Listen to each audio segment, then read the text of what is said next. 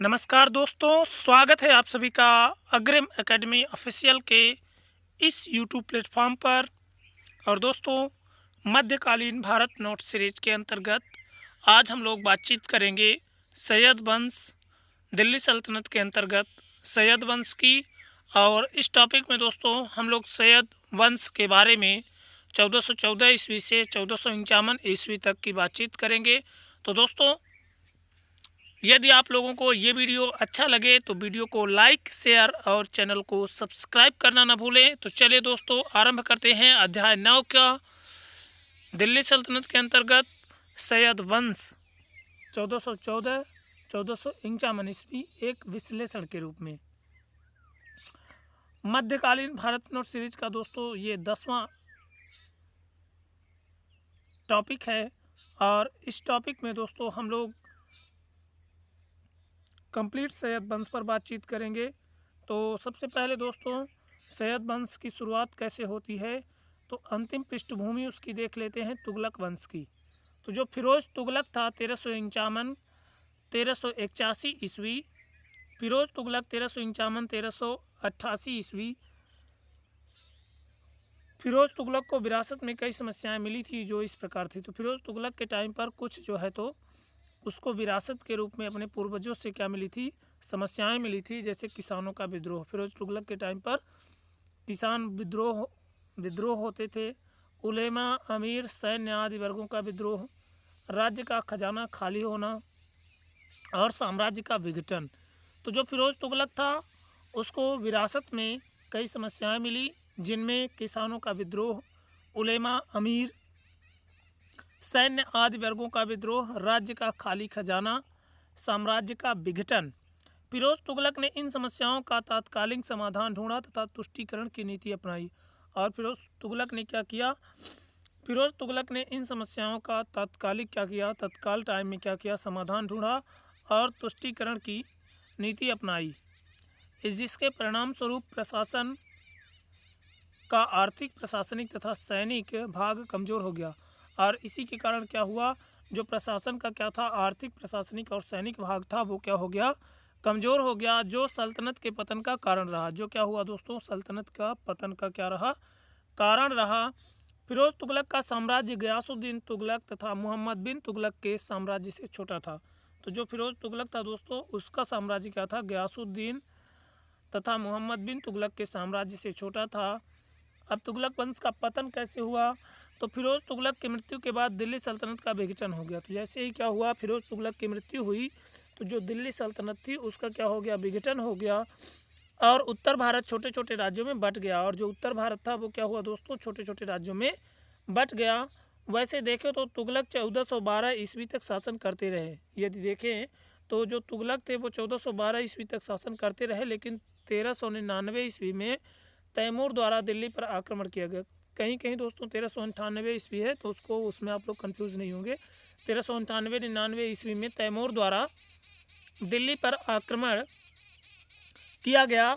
इस आक्रमण के साथ ही तुगलक साम्राज्य का अंत हो गया। और इसी आक्रमण के साथ साथ क्या हुआ दोस्तों, जो तुगलक वंश था, तुगलक साम्राज्य था, उसका क्या हो गया, अंत हो गया। और तैमूर के आक्रमण से तथा उत्तराधिकारी के अभाव में यह वंश 1414 में समाप्त हो गया।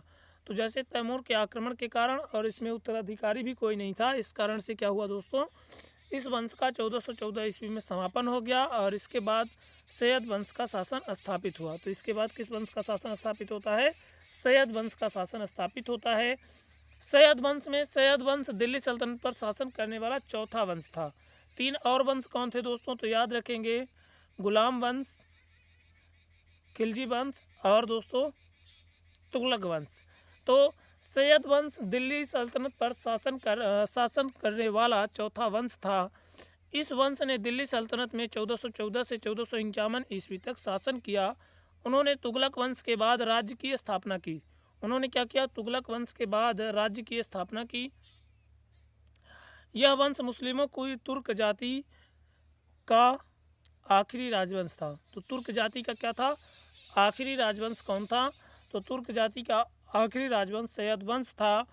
इस वंश ने दिल्ली सल्तनत में 1414 से 1451 ईस्वी तक शासन किया। और सैयद वंश ने क्या किया, दिल्ली सल्तनत में 1414 से 1451 ईस्वी तक शासन किया। उन्होंने तुगलक वंश के बाद राज्य की स्थापना की और इनका जो राज्य था वो तुगलक वंश के बाद स्थापित होता है। यह वंश मुस्लिमों की तुर्क जाति का आखिरी राजवंश था। तो ये वंश जो सैयद वंश था, ये मुस्लिमों की जो तुर्क जाति थी उसका क्या था, आखिरी क्या था, राजवंश था। सैयद वंश शिया समुदाय से संबंधित दिल्ली सल्तनत का एकमात्र राजवंश था। तो जो सैयद वंश था दोस्तों वो क्या था, शिया समुदाय से संबंधित दिल्ली सल्तनत का एकमात्र राजवंश था। इस तरह से दोस्तों देखिए इस जो है तो मैप में दिख रहा है सैयद वंश का क्या दिख रहा है दोस्तों, ये रेड कलर वाला दिख रहा है। अब सैयद वंश के शासकों को यदि देखें तो सैयद वंश में जो पहला शासक हुआ तो वो सैयद खिज खां था 1414-1421 ईस्वी। फिर मुबारक शाह 1421-1434 ईस्वी। फिर मोहम्मद शाह 1434 से 1445 ईस्वी। फिर आलम शाह क्या हुआ, 1445 से 1476 ईस्वी तक इसने शासन किया। तो सैयद वंश के शासकों में पहला खिज खां जिसको संस्थापक माना जाता है, 1414-1421 ईस्वी इसका टाइम पीरियड था। दूसरा मुबारक शाह 1421 से 1434। फिर मोहम्मद शाह 1434 से 1445। फिर आलम शाह 1445 से 1476। तो एक टाइम पीरियड दोस्तों आप लोग याद रखेंगे। 1414 में सैयद खिज खां ने क्या किया, सैयद वंश की स्थापना की, शासन किया 21 तक। और मुबारक शाह ने 21 से 34 तक शासन किया। मोहम्मद शाह ने 34 से 45 तक और आलम शाह ने 1445 से 1476 तक शासन किया। और इसके बाद दोस्तों लोधी वंश आ जाएगा। तो यहाँ पे दोस्तों सैयद वंश के शासकों को हम लोग एक एक करके देख लेते हैं, उनके कार्यों को देखेंगे, क्या उपाधि उन्होंने धारण की। तो सैयद खिज खां 1414-1421 ईस्वी इसका टाइम पीरियड है। खिज खां ने सैयद वंश की स्थापना की। खिज खां ने किस वंश की स्थापना की, तो सैयद वंश की स्थापना की। खिज खां ने दिल्ली की राजगद्दी पर अधिकार कर लिया। और जो खिज खां था इसने क्या किया, 1414 ईस्वी में दिल्ली की राजगद्दी पर अधिकार कर लिया। खिज खां ने सुल्तान की उपाधि न धारण कर अपने को रैयत ए आला की उपाधि से ही खुश रखा। तो सैयद जो खिज खां था इसने क्या किया, सुल्तान की उपाधि धारण नहीं की और अपने आप को रैयत ए आला की उपाधि से ही खुश रखा। अपने आप को रैयत ए आला की उपाधि से ही क्या किया, संतुष्ट रखा। जब भारत को लूटकर तैमूर लंग वापस जा रहा था उसने खिज खां को मुल्तान, लाहौर और दीपालपुर का शासक नियुक्त कर दिया था। तो जब क्या था, तैमूर लंग जो 1398 ईस्वी में जिसने आक्रमण किया था, तो वो जब यहाँ से वापस जा रहा था भारत से, तो उसने क्या किया, खिज खां को मुल्तान, लाहौर और दीपालपुर का शासक नियुक्त कर दिया। तो मुल्तान, लाहौर और दीपालपुर का शासक नियुक्त किया खिज खां को तैमूर लंग ने। खिज खां के शासन काल में पंजाब, मुल्तान एवं सिंध पुनः दिल्ली सल्तनत के अधीन हो गए। और जब खिज खां का शासन था तो उस शासन में पंजाब, मुल्तान और सिंध फिर से दिल्ली सल्तनत के अधीन आ गए। सुल्तान को राजस्व वसूलने के लिए भी प्रतिवर्ष सैनिक अभियान का सहारा लेना पड़ता था। तो जो सैयद वंश था उसके सुल्तान को राजस्व वसूलने के लिए हर साल सैनिक अभियान का सहारा लेना पड़ता था। उसने अपने सिक्कों पर तुगलक सुल्तानों का नाम खुदवाया और उसने अभी अपने सिक्कों पर क्या किया, तुगलक सुल्तानों के नाम को खुदवाया। फरिश्ता ने खिज खां को एक न्यायप्रिय एवं उदार शासक बताया। और फरिश्ता ने क्या किया दोस्तों, फरिश्ता ने खिज खां को एक न्यायप्रिय एवं उदार शासक बताया। मृत्यु उसकी 20 मई 1421 को हो गई। तो 20 मई 1421 को खिज खां की मृत्यु हो गई। फरिश्ता के अनुसार, इतिहासकार फरिश्ता के अनुसार खिज खां की मृत्यु पर युवा, वृद्ध, दास और स्वतंत्र सभी ने काले वस्त्र पहनकर दुख प्रकट किया। तो जो खिज खां की जब मृत्यु हुई थी तो फरिश्ता इतिहासकार बताते हैं, यदि उनकी माने तो खिज खां की मृत्यु पर युवा, वृद्ध, दास और स्वतंत्र सभी ने काले वस्त्र पहन करके दुख प्रकट किया। अब खिज खां के बाद दोस्तों मुबारक शाह शासक बनता है। 1421 ईस्वी से 1434 ईस्वी तक इसका शासनकाल का इसके टाइम पीरियड है। और खिज खां की मृत्यु के बाद उसके उत्तराधिकारी के रूप में उसका पुत्र मुबारक शाह ने दिल्ली की सत्ता अपने हाथ में ली। अपने पिता के विपरीत उन्होंने अपने आप को सुल्तान के रूप में घोषित किया। तो जो मुबारक शाह था उसने अपने पिता के विपरीत स्वयं को सुल्तान के रूप में घोषित किया। इसने कार्य मुबारक शाह ने कार्य क्या क्या कराए, तो मुबारक शाह के यदि कार्यों को देखें, इसने यमुना नदी के किनारे 1434 ईस्वी में मुबारकबाद नामक नगर की स्थापना की। इसने क्या किया, यमुना नदी के किनारे 1434 ईस्वी में मुबारकबाद नामक नगर की स्थापना की।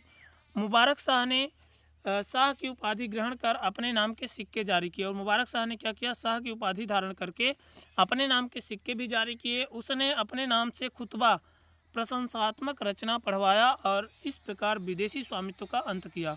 तो उसने क्या किया था, अपने नाम से खुतबा पढ़वाया, प्रशंसनात्मक रचना अपने पढ़वाई और विदेशी स्वामित्व का उसने अंत कर दिया। मुबारक शाह के समय में पहली बार दिल्ली सल्तनत में 2 महत्वपूर्ण हिंदू अमीरों का उल्लेख मिलता है। तो किस दिल्ली सल्तनत के शासक के टाइम पीरियड पर 2 महत्वपूर्ण हिंदू अमीरों का उल्लेख मिलता है, तो याद रखेंगे मुबारक शाह सैयद वंशी शासक के अंतर्गत, है ना, दिल्ली सल्तनत में पहली बार 2 महत्वपूर्ण अमीरों का उल्लेख मिलता है। उसने विद्वान याहिया बिन अहमद सिरिंदी को अपना राज्याश्रय प्रदान किया। तो उसने क्या किया था, विद्वान जो था याहिया बिन अहमद सरहिंदी को अपना राज्याश्रय प्रदान किया था। उसके ग्रंथ तारीख़े मुबारक शाही से मुबारक शाह के शासनकाल के विषय में जानकारी मिलती है। तो उसका जो ग्रंथ क्या था, तारीख़े मुबारक शाही था, उससे मुबारक शाह के शासन के विषय में जानकारी मिलती है। मुबारक शाह के वजीर सरवल उल मुल्क ने षड्यंत्र द्वारा 19 फरवरी 1434 ईस्वी को मुबारक शाह की हत्या कर दी। तो इस तरह से क्या हुई, मुबारक शाह की मृत्यु हो गई। अगला शासक दोस्तों, तीसरा जो शासक था वो कौन था, मोहम्मद शाह था और इसका टाइम पीरियड 1434 से 1445 ईस्वी तक था। मुबारक शाह ने दत्तक पुत्र मोहम्मद शाह, मुबारक शाह के दत्तक पुत्र मोहम्मद शाह मोहम्मद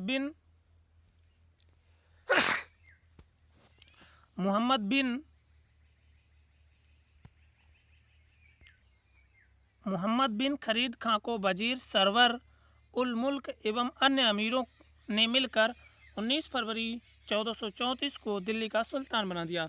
तो मुबारक शाह के दत्तक पुत्र मोहम्मद शाह को मोहम्मद शाह, जिसका नाम मोहम्मद बिन खरीद खां था, उसको वजीर सलवल उल मुल्क एवं अन्य अमीरों ने मिलकर के 19 फरवरी 1434 को दिल्ली का सुल्तान बना दिया। उसने मुल्तान के सूबेदार बहलोल को खाना की उपाधि दी। और इसने क्या किया, जो मोहम्मद शाह था, इसने मुल्तान के सूबेदार बहलोल को खाना की उपाधि दी। मोहम्मद शाह नाम मात्र का शासक था और जो मोहम्मद शाह था वो क्या था, नाम मात्र का शासक था। शासन पर पूर्ण नियंत्रण वजीर सरवल उल मुल्क का था। तो जो क्या था, शासन पर पूरा नियंत्रण था, कंट्रोल था, वो किसका था, तो वजीर सरवल उल मुल्क का था, जिसने क्या किया था, मुबारक शाह को क्या किया था, मरवा दिया था। तो मोहम्मद शाह के शासक बनते ही वजीर ने शस्त्रागार, राजकोष एवं हाथियों पर आधिपत्य कर लिया। तो मोहम्मद शाह के शासक बनते ही जो वजीर था उसने शस्त्रागार, जहाँ पर शस्त्र रखे जाते थे, उन पर राजकोष, राजा के खजाने पर, हाथियों पर क्या कर लिया, अपना आधिपत्य कर लिया, अपना अधिकार कर लिया। मोहम्मद शाह को मरने के लिए वजीर सरवर उल मुल्क षड्यंत्र कर रहा था। तो मोहम्मद शाह के मरने के लिए जो वजीर सरवल उल मुल्क था वो षड्यंत्र कर रहा था। इससे पहले ही मोहम्मद शाह ने वजीर व उसके समर्थकों को मार दिया। और इससे पहले ही मोहम्मद शाह ने क्या किया, वजीर और उसके समर्थकों को मार दिया। मोहम्मद शाह ने कमाल उल मुल्क को नया वजीर बनाया। और मोहम्मद शाह ने क्या किया, कमाल उल मुल्क को नया वजीर बनाया। 1440 ईस्वी में महमूद खिलजी ने मोहम्मद शाह पर आक्रमण किया। और 1440 ईस्वी में क्या हुआ, महमूद खिलजी ने मोहम्मद शाह पर आक्रमण किया। लेकिन युद्ध के बाद दोनों में संधि हो गई। और युद्ध के बाद क्या हुआ, दोनों में संधि हो गई। बहलोल लोदी को मोहम्मद शाह ने अपने पुत्र की संज्ञा दी। और जो बहलोल लोदी था उसको मोहम्मद शाह ने क्या किया, अपने पुत्र की संज्ञा दी। और उसकी मृत्यु कैसे हुई दोस्तों, तो बहलोल लोदी ने 1443 ईस्वी में दिल्ली पर आक्रमण कर लिया। उसी दौरान उसकी मृत्यु हो गई। लेकिन कुछ विद्वान उसकी मृत्यु 1445 ईस्वी में मानते हैं। अगला जो शासक बना दोस्तों तो आलम शाह था। आलम शाह अलाउद्दीन शाह मोहम्मद शाह का पुत्र था। तो जो आलम शाह या अलाउद्दीन शाह था, सैयद वंश का चौथा शासक, अंतिम शासक मोहम्मद शाह का पुत्र था। 1445 ईस्वी में मोहम्मद शाह की मृत्यु के बाद सरदारों ने उसके पुत्र को अलाउद्दीन आलम शाह की उपाधि से इस विनिष्ट राज्य का शासक घोषित किया। जिसमें अब केवल दिल्ली शहर और अगल बगल के गांव बच गए थे। तो दिल्ली शहर और उसके अगल बगल के गांव बच गए थे। आलम शाह बहुत कमज़ोर और अयोग्य था। आलम शाह बहुत कमज़ोर और अयोग्य था। उसने 1451 ईस्वी में दिल्ली का राज सिंहासन बहलोल लोदी को दे दिया। 1451 ईस्वी में इसने क्या किया? दिल्ली का राज सिंहासन बहलोल लोदी को दे दिया तथा निंदनीय ढंग से 1447 ईस्वी में दिल्ली छोड़कर अपने प्रिय स्थान बदायूं चला गया। दिल्ली छोड़ करके अपने प्रिय स्थान कहाँ चला गया? बदायूं चला गया। मृत्यु 1476 ईस्वी में अलाउद्दीन शाह आलम शाह की मृत्यु हो गई। में अलाउद्दीन शाह आलम शाह की मृत्यु हो गई और इस तरह से दिल्ली सल्तनत में सैयद वंश का समापन होता है दोस्तों। तो दोस्तों आज सैयद वंश के बारे में हम लोगों ने बातचीत की 1414 से 1476 ईस्वी तक के शासन पीरियड की। और आगे के दोस्तों लेक्चर में हम लोग दोस्तों बातचीत करेंगे दिल्ली सल्तनत के लोदी वंश की। और लोदी वंश का जो टाइम पीरियड है दोस्तों वो 1451 से 1526 ईस्वी का है। तो दोस्तों यदि आप लोगों को ये वीडियो अच्छा लगे तो वीडियो को लाइक शेयर और चैनल को सब्सक्राइब करना ना भूलें। तो दोस्तों आज के लिए यहीं तक रखते हैं। धन्यवाद। जय हिंद, जय भारत, भारत माता की जय।